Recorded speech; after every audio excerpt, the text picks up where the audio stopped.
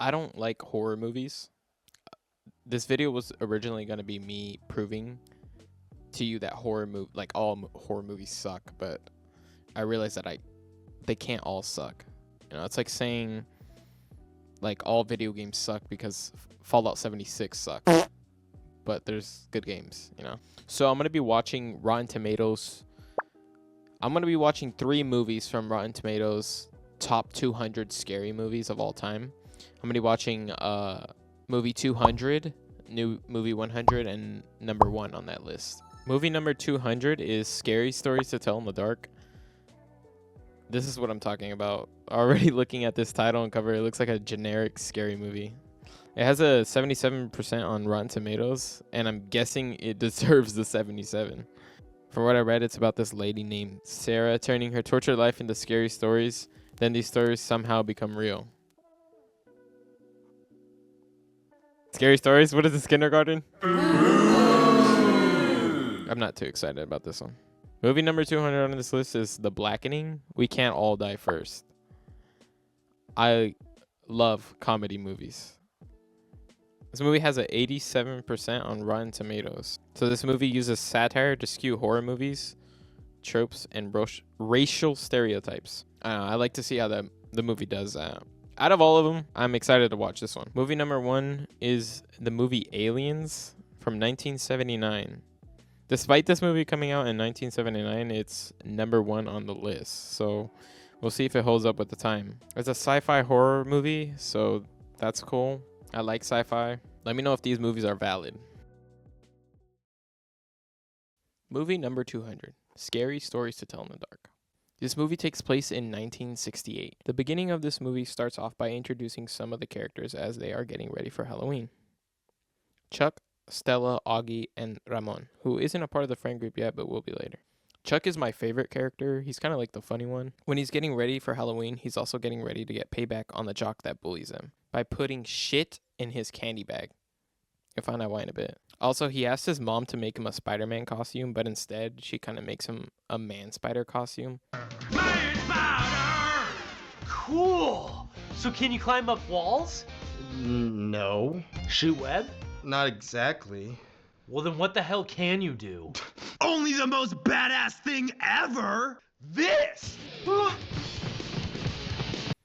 thought this was funny. So the plan works out. The jock takes the bait candy bag, and the group eggs the car. And then Chuck lights one of the shit bags on fire and throws it in his car. This makes him crash into a fence and pisses him off. The jock in this movie kind of looks like Drew Gooden, so I'll be calling him Drew from now on. So the group runs away and they end up at the drive-ins. This is where they run into Ramon. The jock ends up finding them and he's like, I'm gonna kill you guys. And then the manager of the drive-in is like, you can't do that here. Actually, you can't kill him here. So Stella, she's kind of like the weird spooky girl of the group. She suggests to go to a haunted house and Ramon is in because he's trying to rizz up Stella. Livy Dunn just rizzed up. So the house used to be owned by the family that ran the paper mill that basically put their town on the map. The Bellows family owned it. Stella gives an explanation to Ramon to why the house is haunted. Basically, the Bellows were keeping their daughter Sarah secret because there was something wrong with her, and they didn't want it to get out. Ramon asked Stella what happened to Sarah. She says that kids from all over would come to see Sarah, and although not seeing her, they could hear her through the walls. And she would tell them scary stories through the walls. She says that some of the kids that would come to see Sarah wouldn't return home and were killed by poison from the paper mill. But Stella and most people from the town believe that it was Sarah that actually killed them. What makes it more suspicious is that when police came to question Sarah, they were already too late because she hung herself by her own hair. Ramon and Stella end up finding a room to the secret basement. Okay, Mr. Rizzler. We find out that this is where the Bellows kept Sarah hidden from the world. And this is where the group finds Sarah Bellows' book of scary stories. Bro, if it was me, put the book down and leave. You don't have to mess with that book. Like, put it down and just get out of there. So then Drew shows up and closes the door on them and locks it. And Ruth, who is Chuck's sister, is with Drew. She tells him to open the door or she'll tell the police on him. She was actually in the car with Drew when Chuck threw the bag of shit in his car. I forgot to mention that, sorry. You little brat! I don't know. I knew she was going on a date, but no, him. Drew doesn't give a shit, and he shoves Ruth down there with them, and he locks it again. Like, who knew young Drew Gooden could be such a menace? He was my idol, but now that I know he locked kids in a basement, I can no longer support him. And he's a jock. How much worse could he get? So the door ends up opening by itself, and everyone goes back home. Stella takes the book back with her. When she opens it, she notices a story was just written in it because the ink has not yet dried. The story ends up being about Drew and his worst fear, which is the Scarecrow. And that's what the premise of this movie is about. The book writing scary stories about each one of the worst fears, and they come to life, usually ending with death. I should say that it's Sarah's soul that's like writing these stories because she's mad about something. You have to watch the movie to know what she's mad about. I did not have high hopes for this movie, and I definitely judged the book by its cover, but I changed my mind about this movie like a couple minutes into it. The way it's shot is what caught my interest. This movie looks pretty good. I usually look away when I watch a horror movie, but I didn't this time, so I'm a little proud of myself. Something good about this movie that I could say is that it's scary. I know it's a horror movie, but you'll see why I say that. I was watching this movie on my phone, and it had me backing up and watching the movie further and further away. But I did it for you guys, my 10 viewers. Honestly, I'm going to rate this movie a 7 out of 10. The humor was great. The movie was actually really scary, and the overall story was pretty good.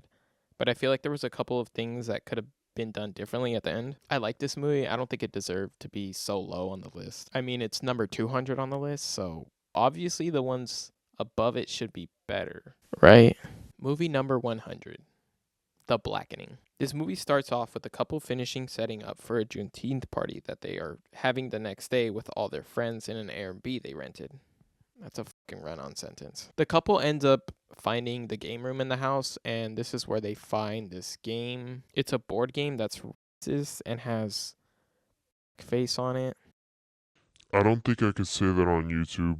They end up playing the game. The game asks questions relating to black culture. When they get an answer wrong, this ends up with one of them dying. The next day is when everyone else arrives. The group does acknowledge that the couple from the beginning is missing, but the killer sends a message from Morgan's phone to the group saying they left and were coming back later. Morgan is the girl from the couple. Yeah, what's up?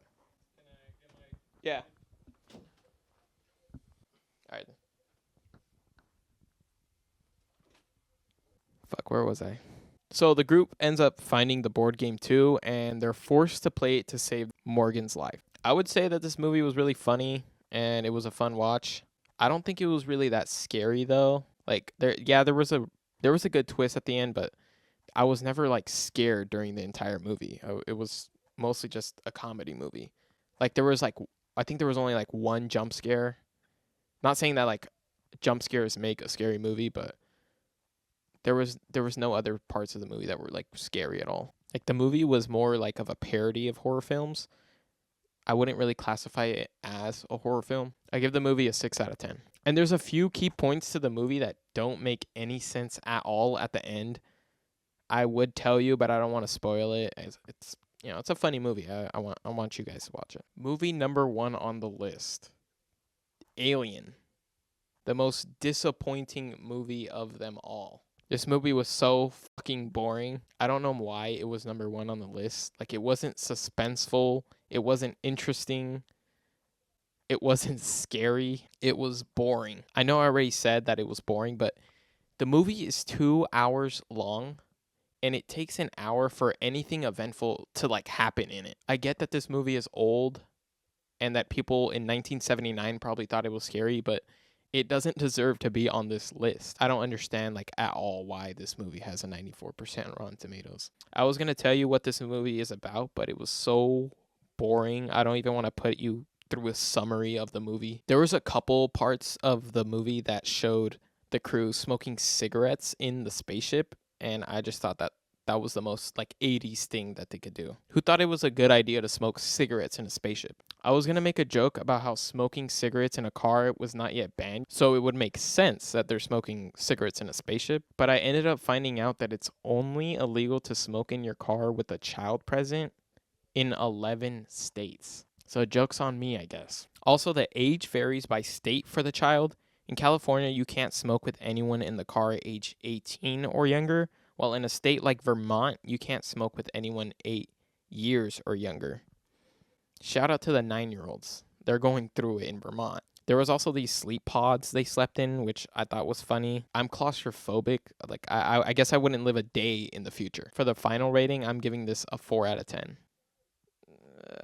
The conclusion. I feel like this list isn't totally accurate. It's just a bunch of movies that are sort of horror movies, and then they're ranked by the Rotten Tomato score. So there are some films in here that are straight up horror movies, and others that barely make the cut for a horror movie, kind of like The Blackening. So I don't think it's really fair to judge the movies on this list. I think I need to do more research and find better movies myself. I know there's still better movies out there. Scary Stories to Tell in the Dark actually made me more interested in scary movies. Like, I want to watch more of them. The Blackening was a really funny movie. Like, I wouldn't say it was a good horror film, but I'm definitely going to add it to, like, my arsenal of comedy movies. And The Alien. I don't like The Alien one bit. I'm happy I gave these movies a chance, although it didn't really work out like I wanted it to. Thank you guys for watching. This video took me a long time to make. I don't have a lot of free time. I have a job and I have school, but I'm doing this for fun. This is my first video. I know it's not going to be that good, but I'm going to keep working on them, and I hope they get better. You guys should probably like the video and subscribe, or I'm going to light a bag of shit on fire and throw it at you. Okay, bye. Bye. Predicament. The black character is always the first to die. I will spare your lives if you sacrifice the person you deem the blackest. The blackest? Clifton. Yeah, I can prove I'm not the blackest. Prove it. I've never seen Friday. I voted for Trump. What? Twice.